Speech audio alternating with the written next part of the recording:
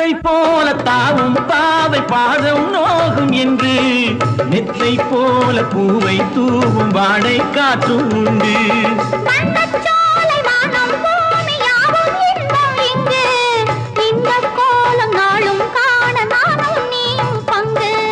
கண்ணில் ஆடும் மாங்கனி கையில் ஆடுமா, கண்ணில் ஆடும் மாங்கனி கையில் ஆடுமா.